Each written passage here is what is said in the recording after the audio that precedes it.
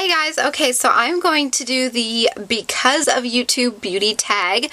I was just browsing around, honestly. I just wanted to film a video, and I was just browsing around on YouTube, and I came across this one, and it kind of sounded fun to me. So there is a list of 1, 2, 3, 4, only 5 questions, but they have various, I don't know, it's kind of more than one answer type thing. So I'm gonna go ahead and get into this. First question, 5 products you've purchased because of a beauty guru's recommendation. Okay, so the first one is obviously that it goes all around YouTube, are the Maybelline Baby Lips. This one is Quenched. I actually purchased this one myself. And this one is Pink Punch, which is my second favorite one, or my first favorite one actually at the moment. But I got the Pink Punch one from a giveaway that my friend Alexis did here on YouTube. And I also got, like I said, I bought this one myself. So Baby Lips are definitely #1 thing that I repurchased or purchased. A second thing that I wanted to try out because of YouTube was the EOS lip balm. I got this one for like $3 or something like that at Ulta one time when I went. So you can see how much I've used of it, but I still am a Baby Lips girl. I prefer Baby Lips versus EOS. I have since like the beginning, since I've ever used Baby Lips. Another thing that is hugely raved about, this is actually what I highlight my brows with. It is the NYX Jumbo Eye Pencil in Milk. This is so common among YouTube gurus, has been for some time now.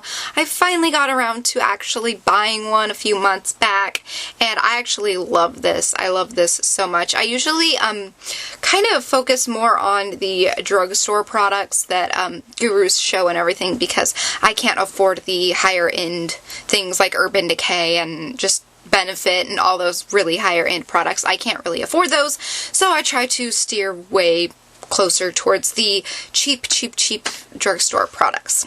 Another thing that I wanted to try out was one of the NYX lip glosses. This is the NYX Mega Shine lip gloss. This is in the color Dolly Pink, and it just looks like this, and it smells really yummy.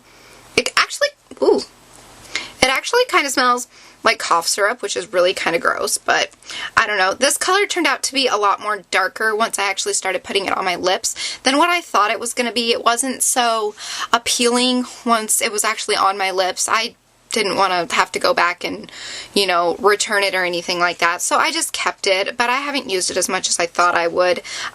It's a lot more of a magenta-y color rather than like a Dollhouse Barbie pink. I don't know if you can tell, but it's darker than my actual lip color that I like, that I prefer to use. I don't really focus more towards dark colors. I like to keep it bright and pink, because if I focus more on dark colors, because I am so pale skinned, the darker the color, the paler my skin looks. Hence why I don't really want to dye my hair like a dark color, because people have asked me if I want to go brunette, and I just don't want to, because the darker your hair is, it'll make you look paler. So for me, being pale as I am, with my hair being, you know, as pale as, or as blonde as it is, it doesn't draw so much attention to my skin tone or my skin color. So anyway, yes, that was one that I wanted to try out. I believe I actually watched Holly-Anna Ray's video on NYX round glosses, I believe it was, from way back when, but I wanted to try just a regular NYX gloss. So that was kind of, they didn't have the round glosses when I went to Ulta, they just had these ones, so I just went with this one. And one other thing, she isn't a guru, but Lexi B here on YouTube, she posted a picture on Instagram of this gorgeous oily nail polish months and months ago. This is in the color Be Brave, and it is just like confetti glitter, and because she is on YouTube, I was like, you know what, I'm going to include this because I had to have this, and this was a must for me. This is the most I've ever spent on a nail polish in my life. It was like $7 or $8, and it was one of those things that I just had to splurge on and I had to get. If you're a girl, you totally understand where I'm coming from. It's just one of those things where you just have to have it, and it's like your goal in life to have it.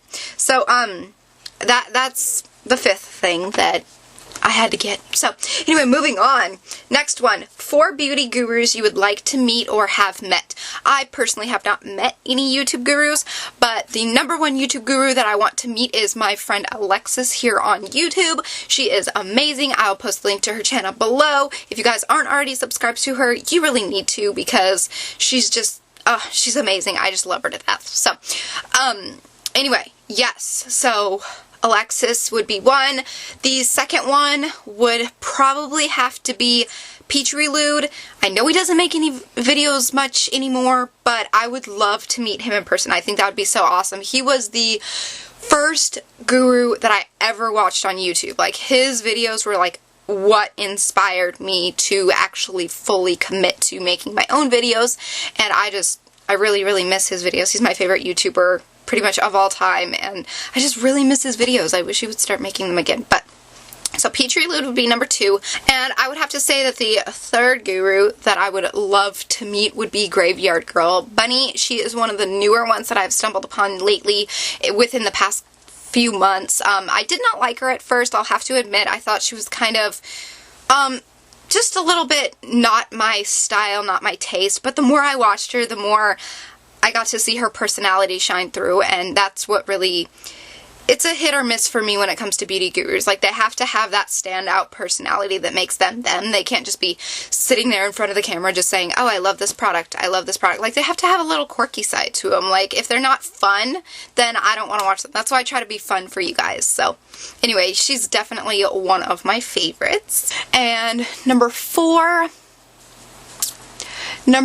I don't know if you consider her a guru or not, but probably Trisha Paytas, aka Blonde Sundoll 4 MJ. She's amazing. She's such a sweet girl, and her and I got kind of close because I won one of her giveaways, and then we started talking a little bit. So she would probably have to be number 4.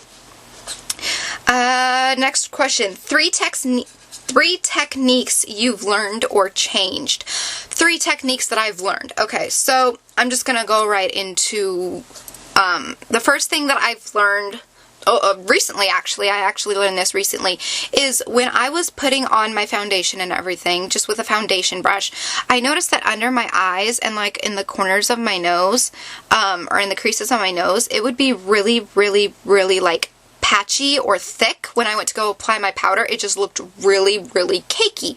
And so I realized, I know this is kind of like a dirt-ditter moment, but I realized that I need to start like blending it out better, or like getting rid of that excess product. And what you can do is use either a beauty blender or use a makeup sponge and just kind of like buff it away like you would your nails, like just smooth that surface out and just blend it. And that has really, really helped me a lot. I look less cakey. It doesn't look like I'm trying as hard. You know, it's to the point where it used to be to the point where someone would come up to me and be like, "You're wearing a lot of makeup," and now it's just like, it's not near as bad as it used to be. So definitely with my liquid foundation or my foundation, I blend it with just a really, really cheap cosmetic sponge from like a pack of 100 at my local Dollar Tree or something. I want one of those cool like little beauty blender, like they're pear shaped and they're like pink and cool. I need to invest in one of those because I think those are amazing. So let's see. Another technique that I have learned. I learned this one quite a while ago, actually, when I first started watching YouTube videos. But it's basically has to do with the waterline and how to get the color from smudging. When I was in high school, my eyeliner, I had to touch up so many times a day. It always smudged. It always was a pain. I don't naturally have oily skin, but it was still like a huge pain to have to put up with and to have to deal with every day. So the couple things that I had learned to fix that with was obviously the powder underneath, but you should always set your pencil with an eyeshadow and just kind of like smudge it out. The more you smudge it out and smoke it out, the more it will, like with the pencil, it's more liquidy, so it runs easier, whereas with eyeshadow, it doesn't really run. It just kind of just sits there. So definitely, what I do is I put on my eyeliner first, and then I set it with an eyeshadow, and then I'll smudge it at the same time, and it just kind of like gives it like a nice look. It gives it a softened look without having it smudge and everything. So I definitely love that trick or technique or whatever. I learned that one way back when, and I still use it every single day. It's like been a godsend for me. So, okay. And a third technique I had learned. You guys probably, this is another kind of type one, but it is the business card trick. You could take any business card. This is just one that I got from an Etsy shop. But a business card, you can use it to fill in your brows, to shape your eyebrows, and you can use it to contour your cheeks. And I believe that, oh, the other thing is when you're putting on mascara, you just hold it like so, and then you apply the mascara just like that, and then it will like not get all over your eyelids, so you don't have to redo your eyeshadow that you spent like 10 hours doing to make perfect, because I hate when I do that. It sucks.